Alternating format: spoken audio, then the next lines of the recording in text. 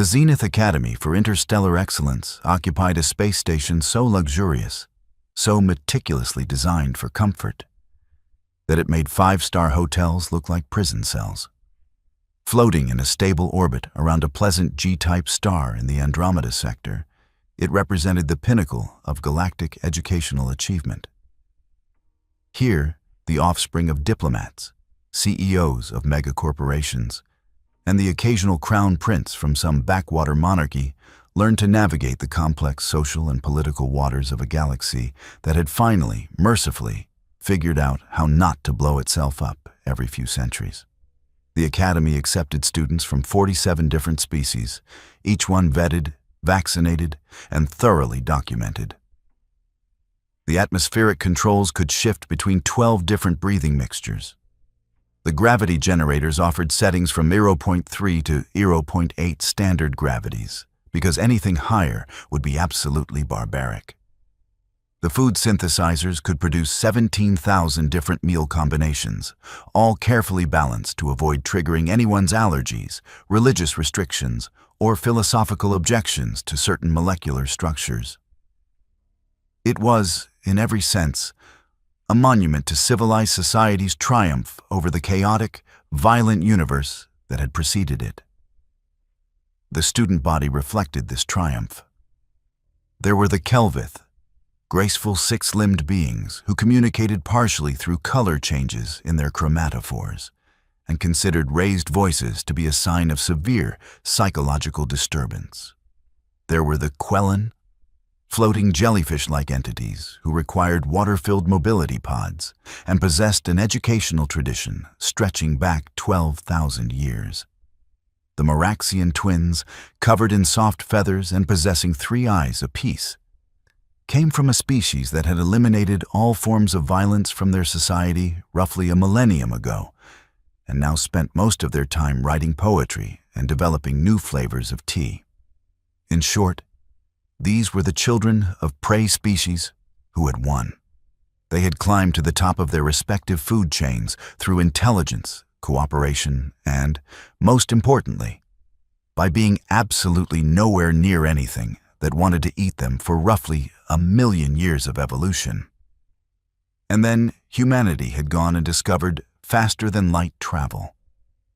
The galactic community had greeted Earth's arrival with the sort of enthusiasm usually reserved for discovering you have a distant relative who just got out of prison and wants to stay on your couch for a while. The humans seemed nice enough, certainly, with their diplomatic smiles and their eagerness to trade. But there was something in their personnel files that made the entire community nervous. Planet of origin, Earth. Classification, Deathworld, Class 9. That number made administrators everywhere develop sudden, intense headaches. Class 9 meant that 90% of known species would die on that planet within a standard week, either from the gravity, the weather, the microbial life, or, most disturbingly, the other things that lived there. Earth had animals, plural, that could kill a human. Earth had plants that could kill a human. Earth had weather that could kill a human.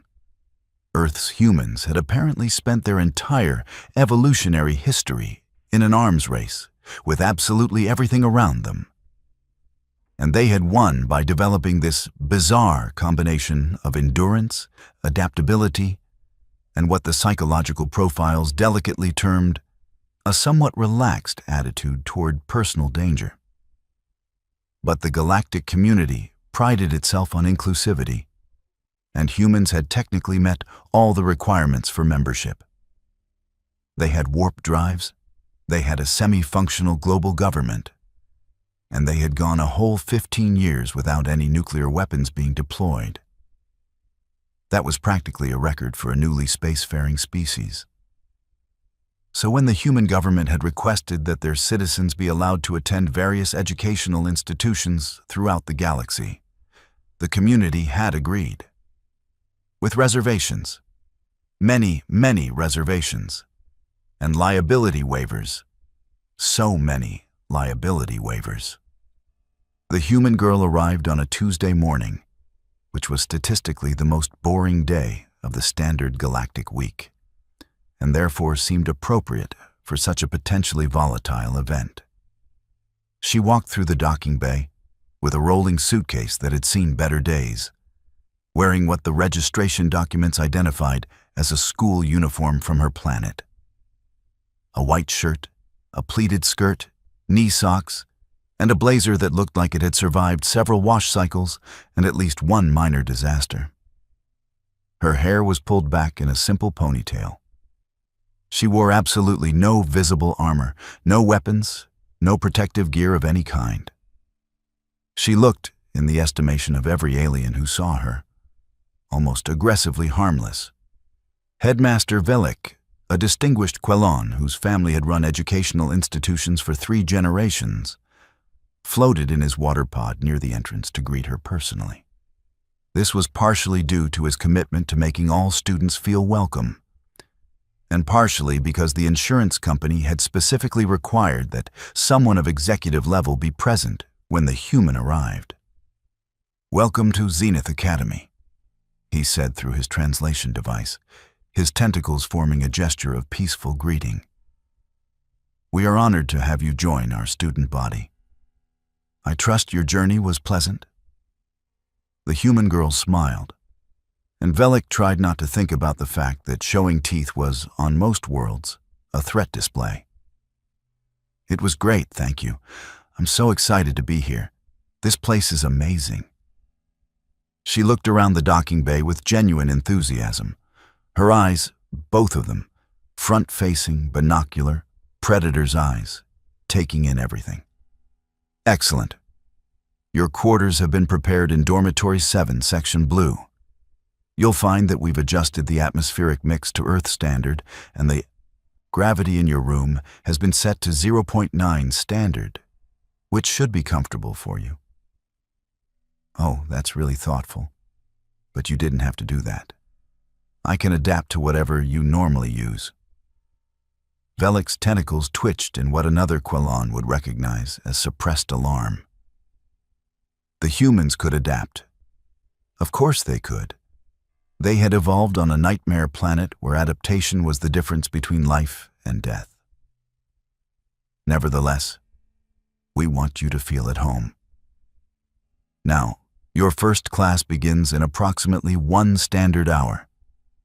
Your schedule has been uploaded to your personal device. Do you have any questions? The human girl adjusted her backpack. Why did she carry things on her back? Did her species not have proper carrying equipment? And smiled again. "Just one. Where's the cafeteria? I'm starving." She said this with such casual cheerfulness that it took Velik a moment to process the word. Starving. Humans used that word to mean they were merely hungry, not that they were actually in danger of dying from caloric deficit. He had learned this during his preparation for her arrival. It was one of many linguistic quirks that suggested a species with a very, very different relationship to food scarcity than most civilized beings. The main dining facility is on Deck 5. The food synthesizers have been programmed with several human-compatible options. "Awesome. Thank you so much, Headmaster. I really appreciate everything." She walked away with a spring in her step, her suitcase wheels squeaking slightly on the polished floor. Velik watched her go and tried to shake the feeling that he had just introduced a very friendly, very cheerful predator into a carefully cultivated garden. He added a note to his personal log. Day 1, Hour 0. Human student appears sociable and well-adjusted. This is somehow more concerning than if she had arrived armed. The human girl's first class was Introduction to Xenobiology, taught by Professor Crick Snill, a Kelvith with 17 years of teaching experience and 2 published books on cross-species physiology. The classroom was arranged in a circular pattern, with cushioned seats designed to accommodate various body types. The lighting was soft, the temperature carefully regulated, and there was a gentle scent of something floral pumping through the ventilation system to promote calm and focus. Cricksneel was reviewing his notes on Earth biology when the human walked in. He had spent the previous evening reading the available literature, and he now possessed information that he desperately wished he didn't have. The human girl chose a seat near the middle of the room, next to a nervous-looking Maraxian named Piptik, and across from a Kelon student called Waverider. She set down her bag, pulled out a notebook, an actual physical notebook made of pressed plant matter, how charmingly primitive, and a writing implement, then looked up with an expression of eager attentiveness. Cricksneel's chromatophores flickered through a calming blue pattern as he addressed the class. Good morning, everyone. Today we begin our exploration of the fascinating diversity of sapient life in our galaxy. We'll be examining how different species have evolved to suit their environments, and how those evolutionary pressures have shaped not just our bodies, but our minds and cultures. He activated the holographic display at the center of the room. An image of a peaceful, Earth-like planet appeared, covered in gentle vegetation and bathed in soft light. This is Kelvith Prime, my homeworld. As you can see, it's a Class 2 world. Minimal environmental hazards, stable climate, abundant resources. My species evolved in an environment where cooperation and communication were the primary survival traits. We developed complex color-based language, built intricate social structures, and learned to cultivate our food sources rather than hunting them. He changed the image to show the Quelon homeworld, a planet of endless oceans and floating vegetation. Similarly, the Quelon evolved in an environment of abundance. Their primary evolutionary pressure was not predation or scarcity, but rather the need to navigate complex three-dimensional environments and develop ways to preserve their cultural knowledge across generations. The students were taking notes, nodding along. This was familiar material for most of them, the kind of self-congratulatory evolutionary history that reinforced how civilized and advanced they all were. Cricksneel hesitated, his chromatophores flickering yellow with anxiety. And then we have worlds like Earth. He changed the display, and the classroom filled with gasps and one actual yelp of alarm. The hologram showed Earth in all its terrifying glory. Massive storm systems swirling across oceans, tectonic plates grinding against each other, weather patterns that could shift from pleasant to lethal in hours. The image zoomed in to show various landscapes. Jungles teeming with life, where everything seemed to be either eating or being eaten. Deserts that could cook you during the day and freeze you at night, and, most disturbingly, documentation of Earth's megafauna. Earth is classified as a Class 9 Deathworld. Cricksneel continued, trying to keep his voice steady. It has produced thousands of species that are, by our standards, absolutely terrifying. The gravity is 3.2 times standard. The atmospheric oxygen content is high enough to cause oxidative stress in most species. The planet is geologically hyperactive, with frequent earthquakes, volcanic eruptions, and devastating weather events. And the biodiversity includes creatures that have evolved specifically to kill and eat other creatures. He pulled up an image of something called a saltwater crocodile. Several students made distressed noises. And humans, Cricksneel said, his voice taking on an almost reverent tone of horror. Evolved not as the apex predator of this world, but as something somehow worse. They're persistence hunters. Their primary evolutionary advantage was that they could simply keep going long after their prey collapsed from exhaustion. They can regulate their body temperature through a liquid secretion system, allowing them to function in temperature ranges that would be immediately fatal to most of us. They possess a regenerative ability, that allows them to recover from injuries that would permanently disable other species. And perhaps most disturbingly, their stress response doesn't cause them to freeze or flee.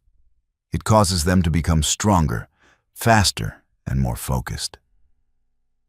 The human girl had been listening to this with a slightly puzzled expression, her writing implement hovering over her notebook. Now she raised her hand. Crixneal's chromatophores went completely white with alarm. Yes?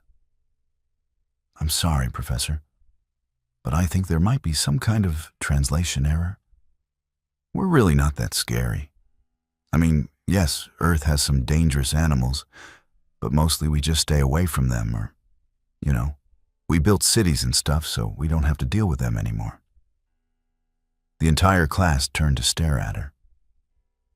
You built cities, Piptic said slowly, his feathers ruffling with agitation. To hide from the things that wanted to eat you? Well, that's kind of a simplified version, but sure. And it's not like everything wants to eat us. Most animals are more scared of humans than we are of them. Because you're an apex predator, squeaked a small Quillon from the back. I guess technically, but I mostly just eat sandwiches and ramen, so. Crixneal decided to move on before this discussion could spiral any further into existential horror. Yes. Well, thank you for that perspective. Now, let's discuss the concept of evolutionary niches and how. But he had lost the room. Every student was now staring at the human girl with a mixture of fascination and terror, as if she were a bomb that might go off at any moment. She seemed completely oblivious to this, taking notes with a slight frown of concentration, occasionally pushing her hair back behind her ear in a gesture that was probably meant to be innocuous, but somehow looked vaguely threatening. The class ended with Crixneal feeling like he had aged several years. He made a note to contact the school counselor. The students were going to need it. Possibly, he was going to need it too. Physical education was next on the schedule, and if xenobiology had been concerning, PE was about to become yet the stuff of legend. The gymnasium was a marvel of adaptive technology, capable of adjusting gravity, atmosphere, and even the fundamental properties of the playing field to accommodate different species. Today's instructor was Coach Murntix, a Meraxian who had competed in the Galactic Olympics before retiring to teaching. She believed firmly in the importance of physical fitness for cognitive development, though her definition of physical fitness was, by human standards, extremely generous. The day's activity was something called gravball, a sport that involved pushing a large, soft sphere toward goal areas while navigating a low-gravity environment. The gravity was set to 0.4 standard, allowing for dramatic leaps and extended aerial time.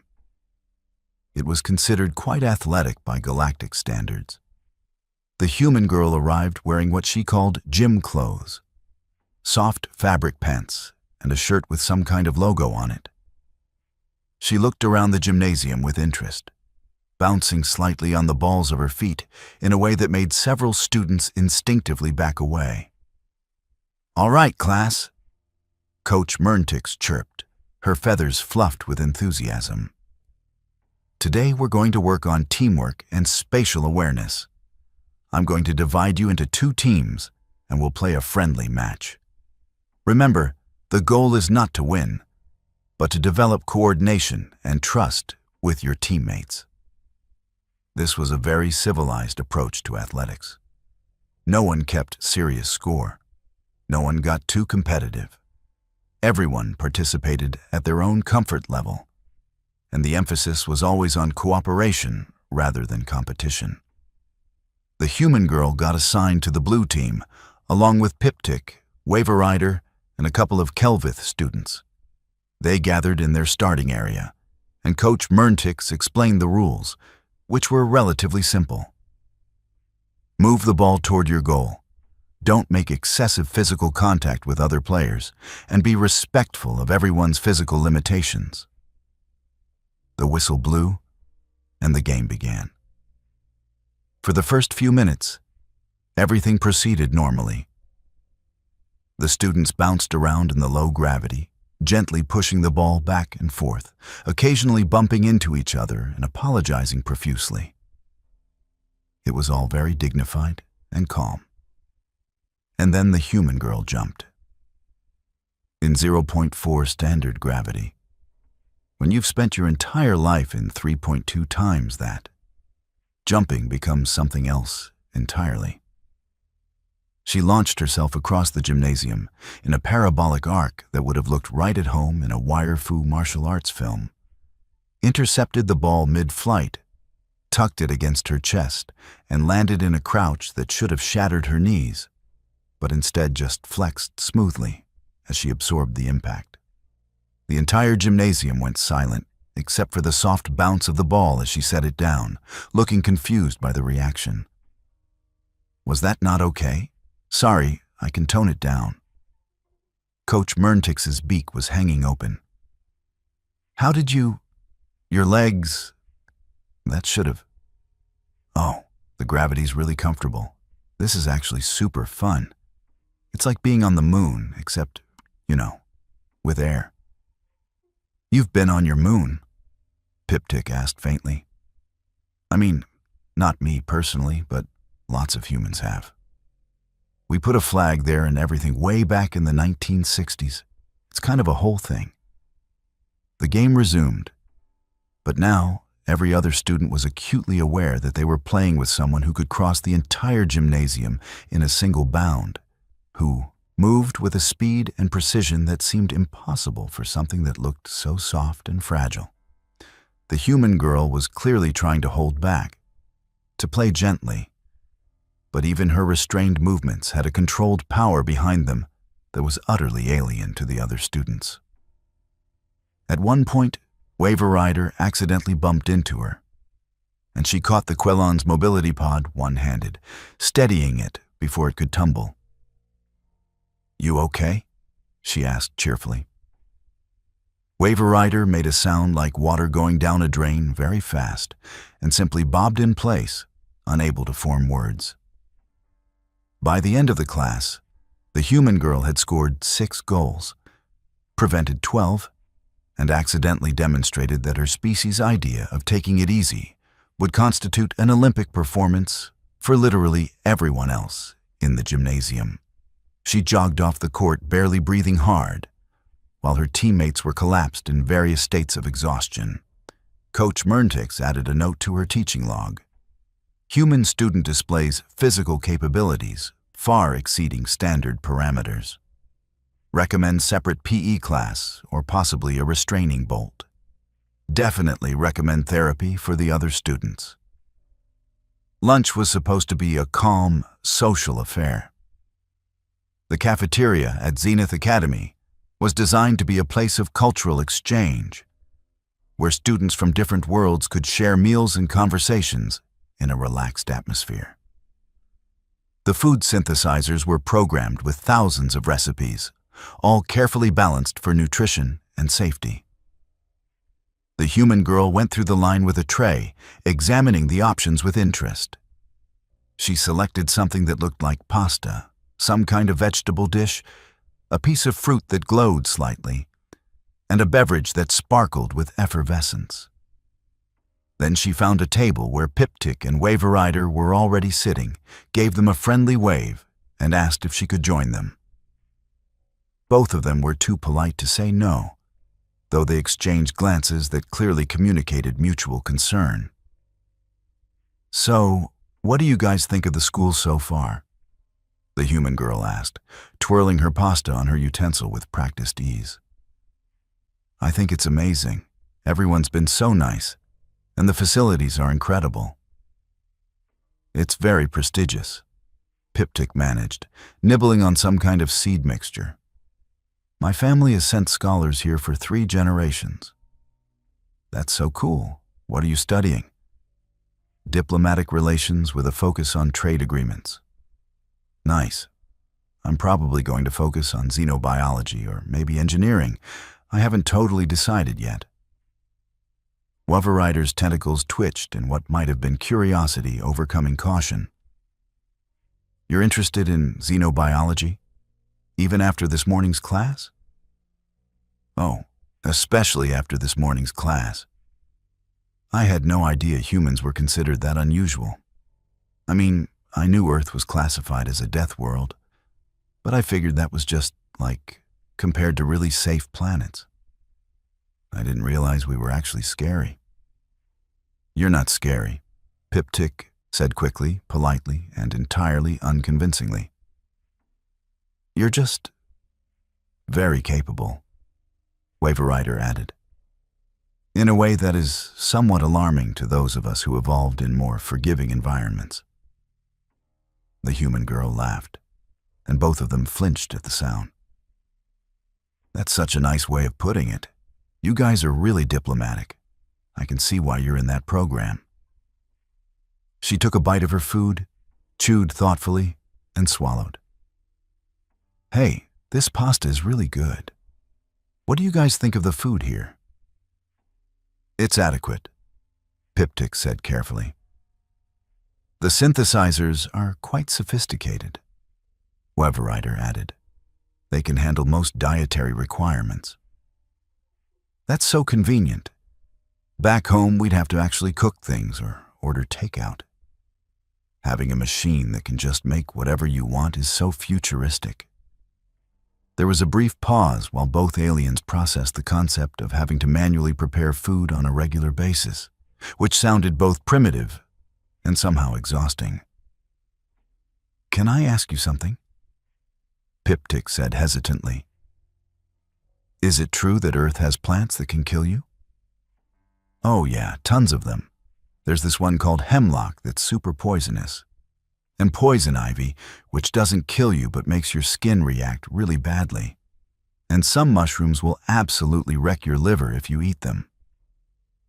And you just live around these things? Well, we learned which ones to avoid. It's not like they jump out and attack you. Mostly. There's this plant in Australia called a jimpy that has these tiny needles covered in toxins, and if you touch it, you'll be in pain for months. But Australia's kind of a special case. Everything there is trying to kill you. Both aliens stared at her. And people still live there?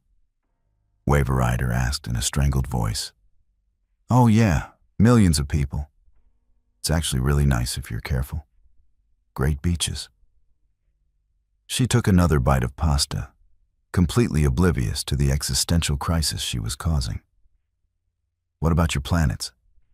Do you have any dangerous plants or animals? The most dangerous animal on Meraxia Prime is a bird that sometimes steals food from outdoor cafes. Piptic said faintly. On the Quelon homeworld, we once had a species of algae that could cause minor stomach upset if consumed in large quantities. Wolverider added. It was driven to extinction 4,000 years ago as a matter of public safety. Wow, your worlds sound really peaceful. That must be nice. Both aliens realized simultaneously that the human girl genuinely meant this as a compliment, that she looked at their safe, stable, predictable worlds with something like envy, that she had absolutely no conception of how terrifying her casual attitude toward daily lethal danger was to everyone around her. Lunch continued with more increasingly disturbing revelations about Earth, including the fact that humans had domesticated wolves into dogs, that they regularly consumed capsaicin for fun despite it being a plant defense mechanism, and that their idea of entertainment included something called horror movies, where they deliberately scared themselves. By the time the meal ended, Piptic and Wolverider had formed a tentative friendship based on shared trauma, and the human girl had made what she thought were two new friends, blissfully unaware that they were both planning to sleep with their doors locked. Chemistry class that afternoon was when things really got interesting. Professor Zixeral was a Kelvith who took laboratory safety extremely seriously. His classroom was equipped with the latest containment fields, fire suppression systems, and emergency evacuation protocols. He began every class with a 15-minute safety lecture that covered proper handling of equipment, correct disposal procedures, and the importance of wearing protective gear at all times. The human girl listened attentively, her safety goggles perched on her face, her lab coat buttoned properly. She had been assigned to work with a Quelon student named Deep Current and one of the Moraxian twins, Trilix. Today's experiment involved combining several relatively stable compounds to observe a color-changing reaction. It was designed to be completely safe, requiring only basic safety precautions and producing results that were visually interesting but chemically inert.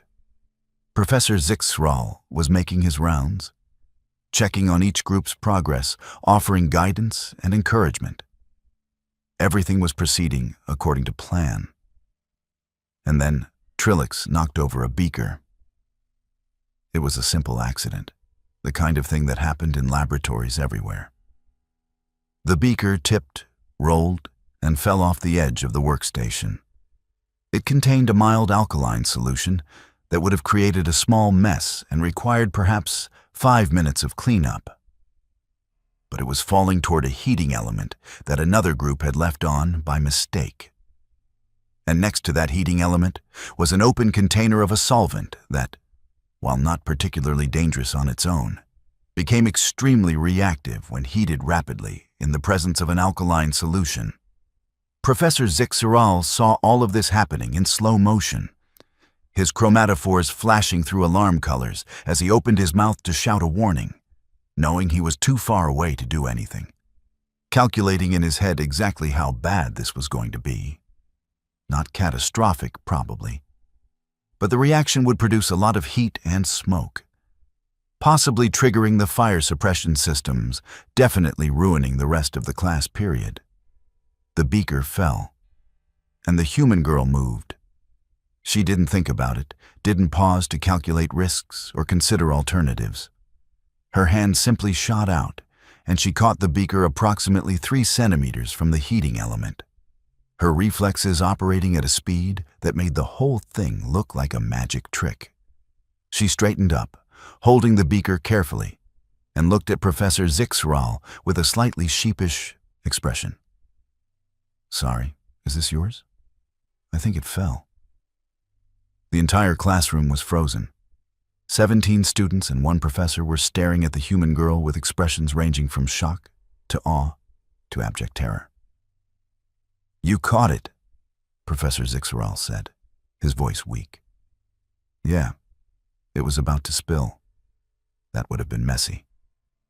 You moved so fast." "Did I? Sorry, I didn't mean to startle anyone.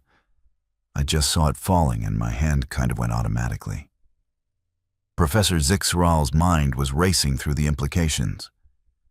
Human reaction time was apparently far faster than he had realized.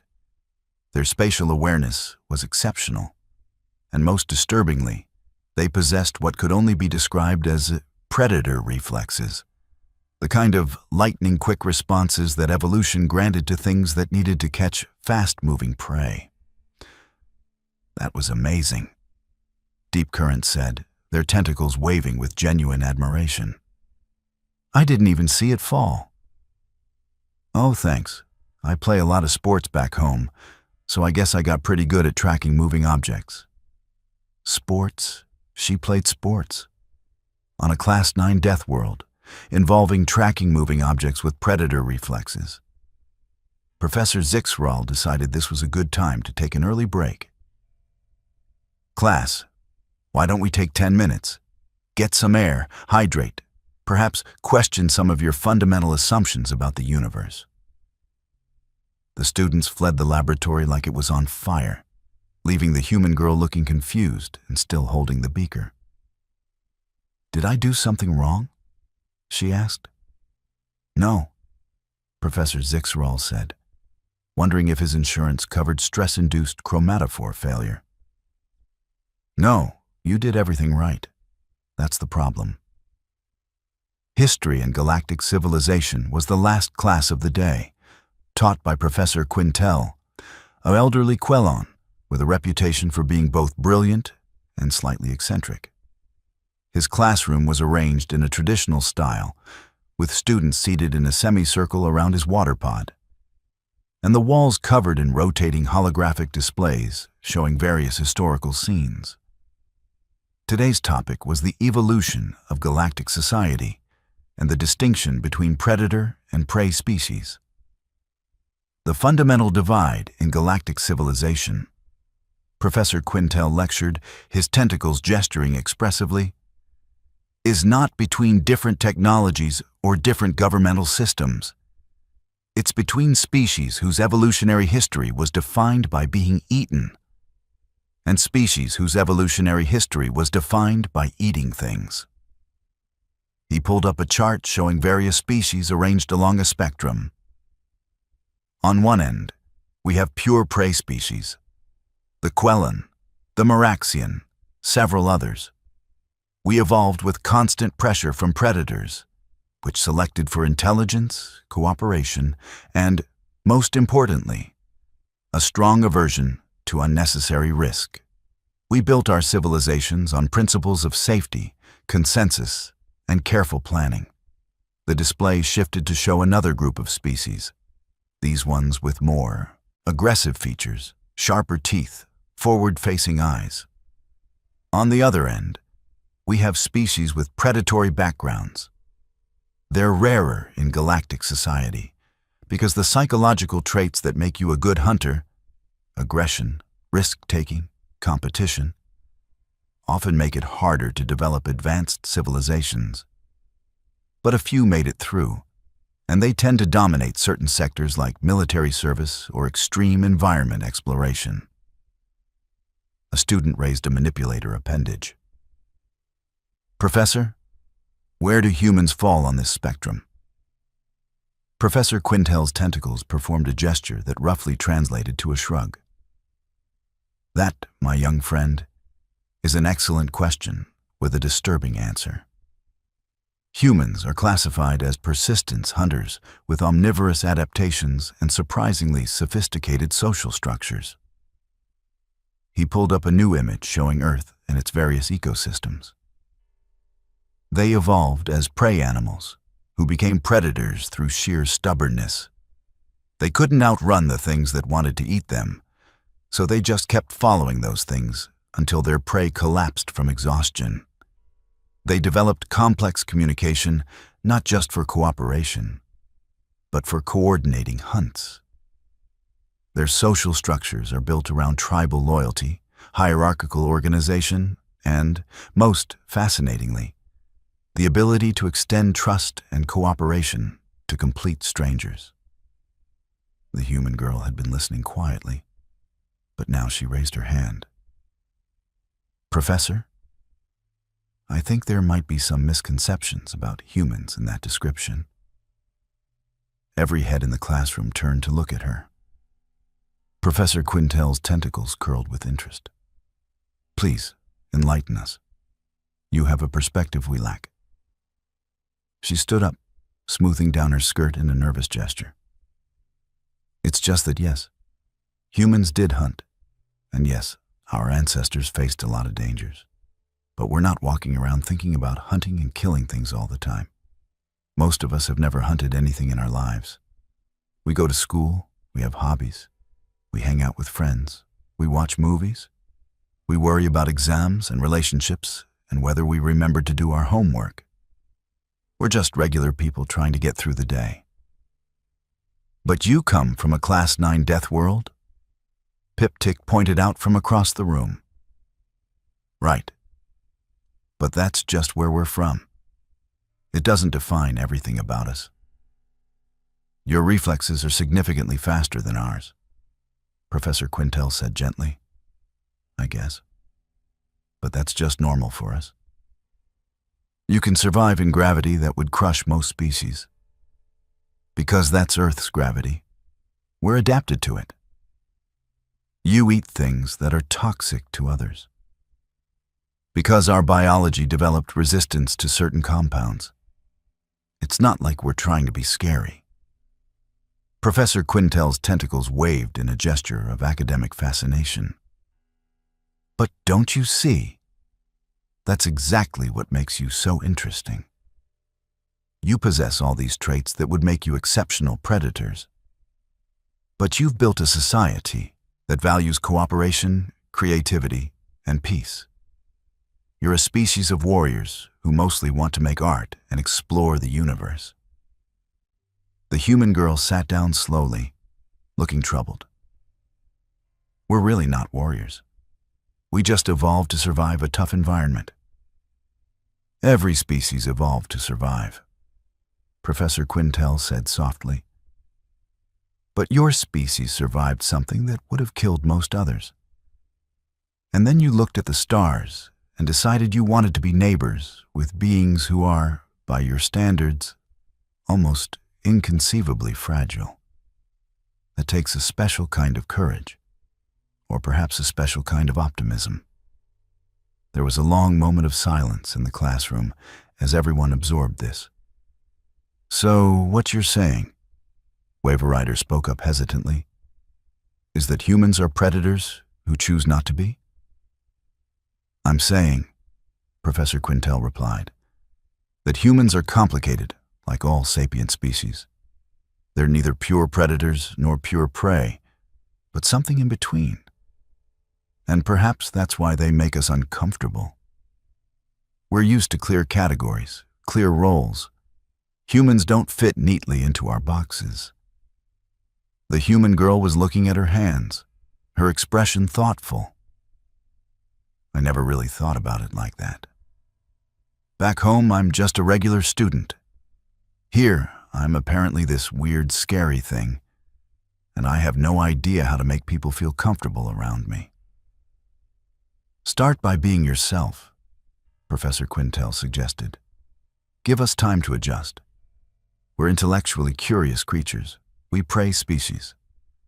Once we get over our initial fear, we tend to become fascinated instead." The class ended on that note, with students filing out more thoughtfully than usual, casting glances at the human girl that were perhaps slightly less terrified and slightly more curious. The emergency happened 3 days later, just as everyone was starting to settle into a cautious routine. The human girl had learned to move more slowly in the hallways, to avoid making sudden gestures, to laugh quietly so as not to startle everyone around her.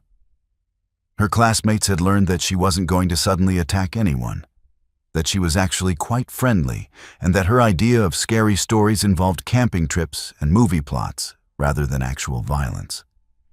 It was almost peaceful. And then the meteor hit. It wasn't a large meteor, just a piece of space debris that had somehow slipped through the station's detection grid and impact shields. It punched a hole through the outer hull in a section of Dormitory 7, causing immediate decompression in 3 rooms and triggering every alarm on the station. Emergency bulkheads slammed down, dividing the dormitory into sealed sections. Automated systems kicked in, oxygen masks deployed, and a calm synthetic voice began giving instructions for evacuation procedures. The human girl had been in the common area studying when the impact occurred. She felt the shudder run through the station structure, heard the alarms, and saw the emergency lights begin flashing. Around her, students were panicking, some frozen in place, others running in random directions, none of them quite sure what to do despite all the safety drills. Her mind, shaped by 1,000,000 years of evolution in life-threatening situations, simply clicked into crisis mode. "Everyone stay calm," she called out, her voice cutting through the chaos with an authority that made everyone stop and look at her. "Is anyone hurt?" A few shakes of heads, some whimpers, but no immediate injuries. "Okay, we need to get to the evacuation stations. They're marked with blue lights. We're going to move together, in a group. Stay behind me, watch where you step, and if you see someone who needs help, call it out." She started moving toward the nearest evacuation point, and without quite knowing why, the other students followed. There was something in her voice, in her bearing, that inspired immediate obedience. This was a human in her element, a product of a death world facing a merely dangerous situation, and every instinct in her body knew exactly what to do. They reached the first evacuation station, but the door was jammed, damaged by the shock wave from the impact. The synthetic voice was still calmly suggesting they proceed to evacuation points, completely unhelpful in the face of an actual broken door.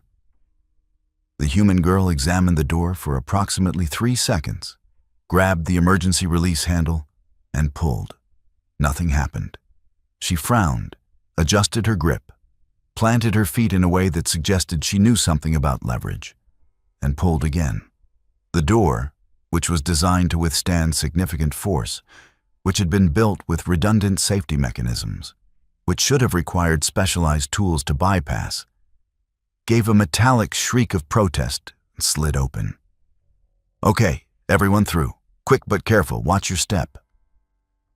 She held the door, her arms straining with the effort of keeping it open, as 17 panicked students scrambled through to the emergency shelter beyond. When the last one was through, she followed, letting the door slam shut behind her. Inside the shelter, the students huddled together while the human girl checked the environmental controls. Oxygen levels good, pressure stable, communication systems online. She activated the intercom. "This is Emergency Shelter 7 Blue. We have 18 students here, all accounted for, no injuries. Requesting status update." The response came from Headmaster Velik himself, his voice carrying obvious relief. "Acknowledged, 7 Blue. Stay put. Emergency crews are responding to the breach. You should be secure there for at least 6 standard hours. Well done getting everyone to safety." She turned back to the group of students, who were all staring at her with expressions that had transcended fear and reached something closer to religious awe. "Is everyone okay? Anyone feeling dizzy or having trouble breathing?" A chorus of negative responses. "Good. We're safe. Here." And the headmaster said emergency crews are already working on the problem. So we just need to wait it out. She smiled, trying to project calm confidence. "Hey, at least we're all together, right? Could have been worse." "You opened that door with your hands," Piptik said, his voice faint. "The mechanism was stuck. Someone had to force it. You held it open while we all went through." "Well, yeah, I was the last one. It's not like I was going to let it slam shut on anyone." "You saved us," Weaverrider said simply. The human girl looked genuinely embarrassed. "I just helped get everyone to safety. The station systems did most of the work. And besides, we're all okay, that's what matters." But the students knew what they had seen. They had seen a human in a crisis situation, operating with a speed and competence that none of them could have matched. They had seen her assess the danger, organize the group, solve the immediate problem, and secure their safety, all in the space of perhaps 2 minutes. They had seen what a death world species looked like when survival instincts met intelligence and training. It was terrifying. It was impressive. It was both, simultaneously, and they weren't quite sure how to process it. They sat in the emergency shelter for 4 hours before the all-clear was given. During that time, the human girl told them about Earth, about her family, about her hopes for studying at Zenith Academy. She described human cities and human culture with such obvious affection that it was hard to remember she came from a nightmare planet. She showed them pictures on her personal device. Her family's home, her friends, a pet called a cat that looked disturbingly like a small predator, but apparently lived indoors and was considered cute. By the time the emergency crews opened the shelter door, something had shifted. The students who emerged were still a little nervous around their human classmate, but they were also starting to see her as more than just a collection of concerning evolutionary traits. She was a person who had cared about their safety, who had kept them calm during a crisis, who had shared her snacks during the wait and made terrible jokes to keep the mood light. The incident report filed by Headmaster Velik was extensive and detailed. It included footage from the security cameras showing the human girl forcing open the jammed door, a feat that the engineering team later determined should have required hydraulic tools. It included testimony from all 17 students she had shepherded to safety. And it included a note that the insurance company was probably going to have questions. But it also included a recommendation that the human student be commended for her actions, and perhaps that the Academy consider what it might learn from having a Deathworld species in their midst. The aftermath of the emergency saw subtle changes in the Academy's social dynamics. The human girl was no longer just the scary predator in school uniform. She was the scary predator who had saved everyone in her dormitory. She was still intimidating, still capable of feats that seemed impossible. But now that capability came with a reassuring realization. She was on their side. Piptic started sitting with her at lunch regularly, eventually bringing other students who were curious but had been too nervous to approach. She answered their questions about Earth with patience and humor, learning to phrase things in ways that were informative without being too alarming. Yes, humans had to exercise regularly or their bodies would deteriorate. No, that wasn't because they were naturally muscular. It was because their bodies were built for constant activity, and Earth's gravity required it. Waverider joined her study group for xenobiology, discovering that she had a genuine fascination with how different species evolved and adapted.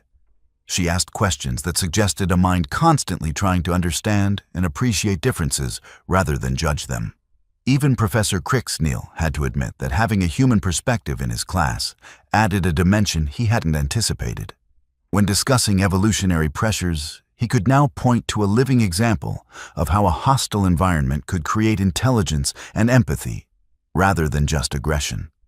The human girl herself seemed to bloom in this environment. The initial awkwardness faded as she made friends, as she found her place in the Academy's social ecosystem. She joined the Xenobiology Club, tried out for the debate team, and even convinced Coach Merntix to let her help design a more challenging athletic program for students who wanted to push themselves harder. There were still moments of cultural misunderstanding, like when she suggested a horror movie night and had to be gently informed that what humans found thrilling, most other species found genuinely traumatizing. Or when she brought in samples of spicy food from Earth and watched in confusion as her classmates reacted like she had offered them poison.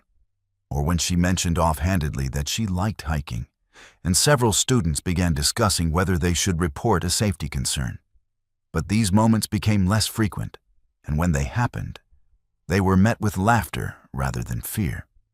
The human girl became known for her contradictions.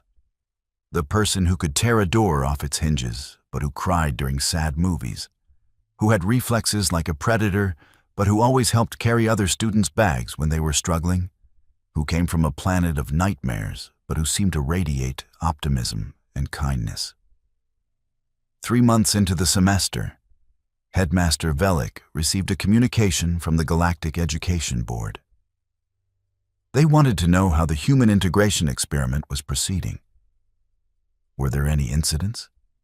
Any concerns? Should they reconsider allowing humans into civilian educational institutions?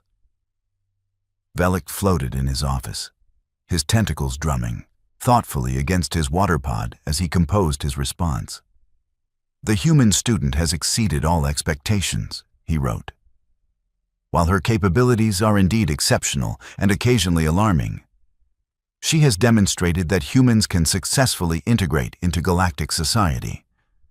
She has formed positive relationships with students from multiple species, maintained excellent academic standing, and displayed qualities of leadership and compassion that would be assets in any sapient being. He paused, considering his next words carefully.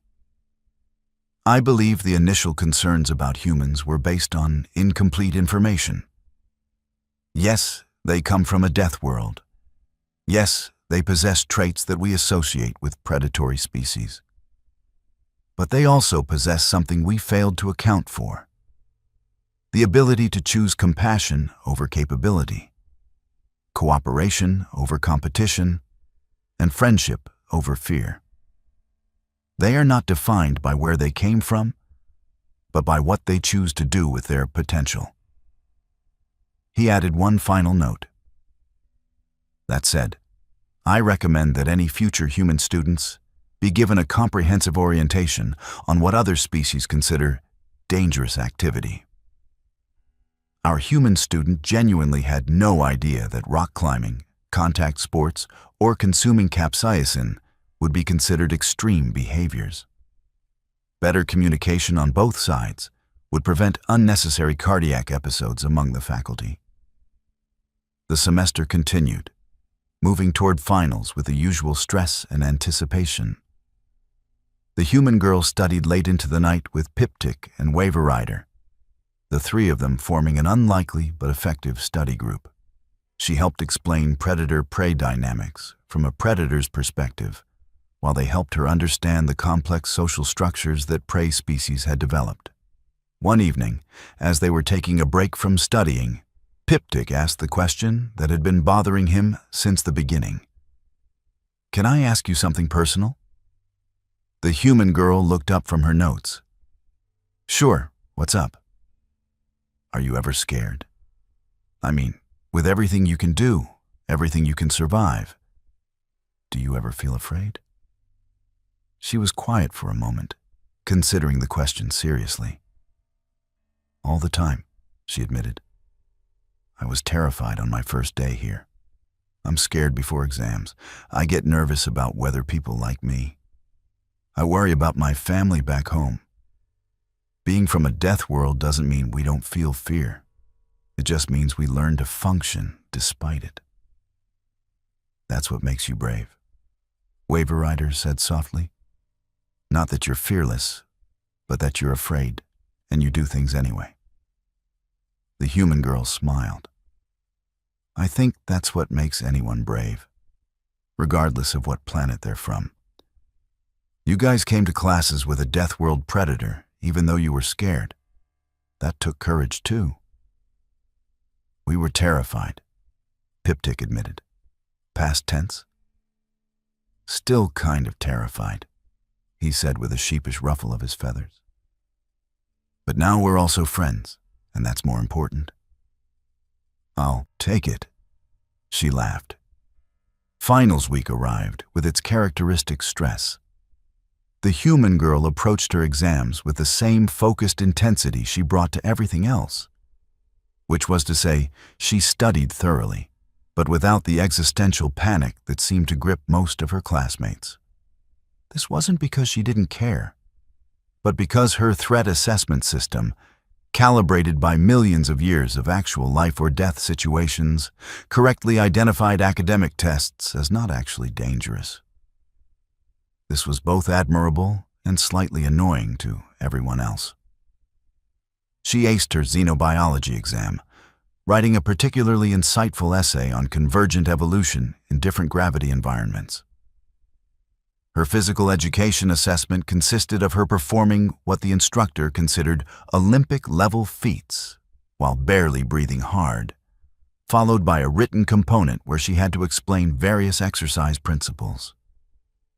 She passed her history exam with solid marks, and her chemistry practical went well, though Professor Zixral watched her like a hawk the entire time, just in case. The last day of the semester arrived with a mixture of relief and melancholy.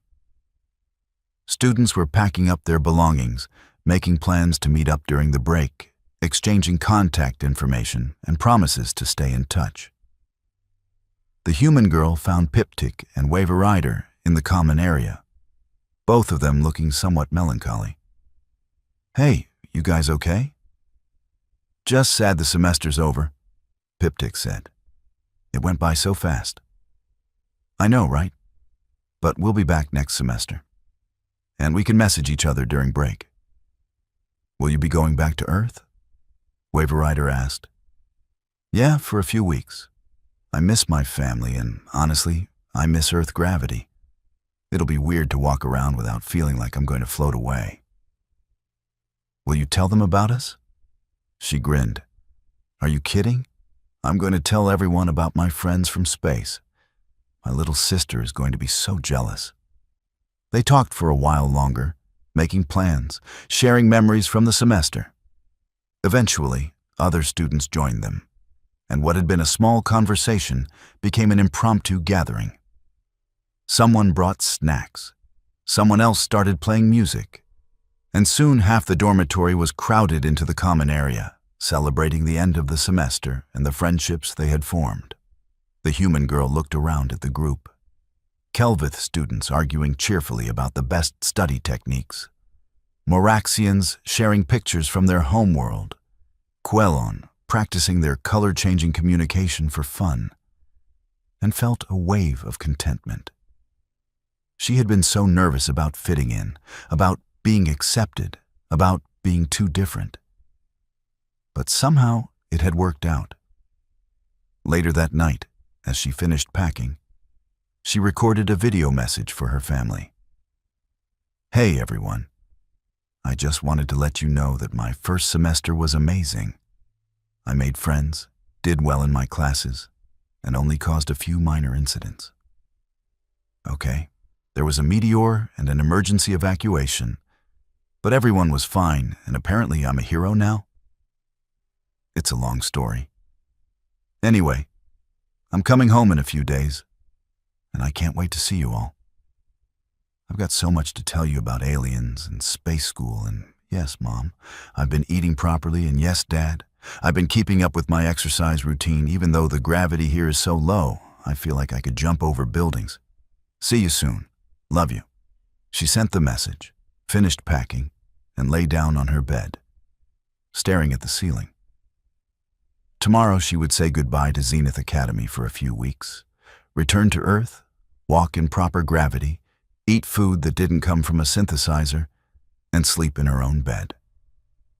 But she would also be counting the days until she could come back to this place, this incredible space station full of aliens who had gone from being terrified of her to being her friends. She had found something here that she hadn't quite expected. A place where being different was okay, where her Deathworld background was understood even if it wasn't quite relatable, where she could be both the scary predator and the girl who cried during sad movies. She fell asleep smiling, already looking forward to next semester.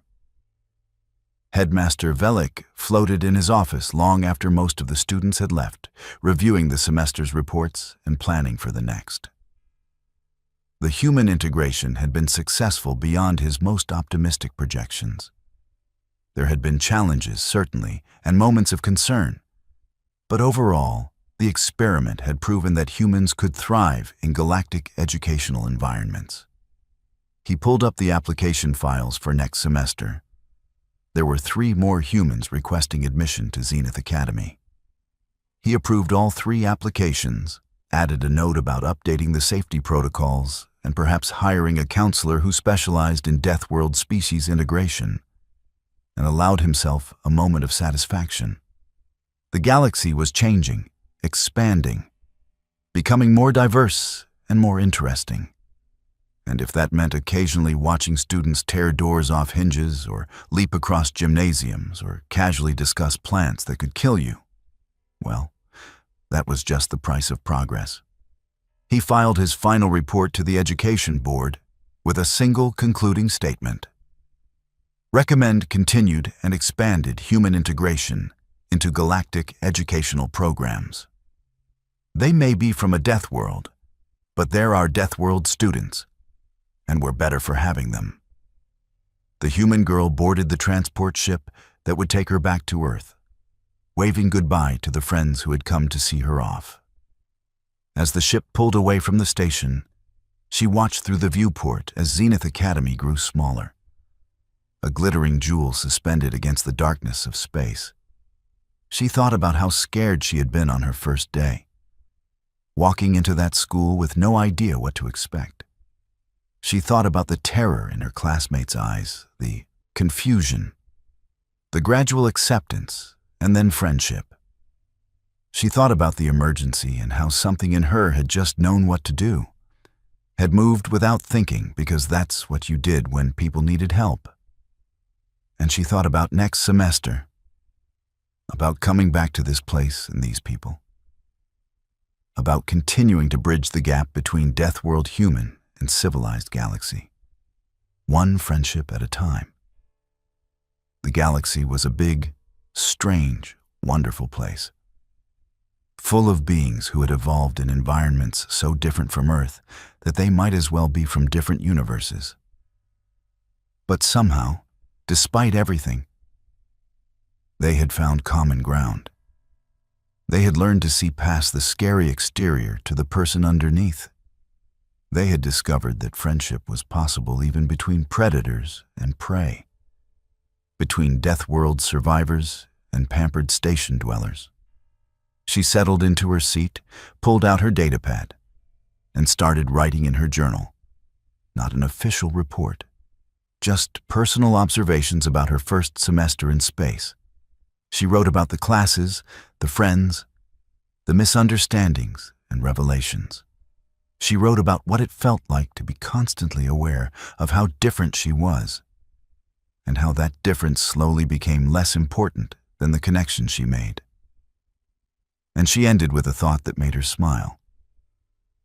Turns out, being human is weird no matter where you go.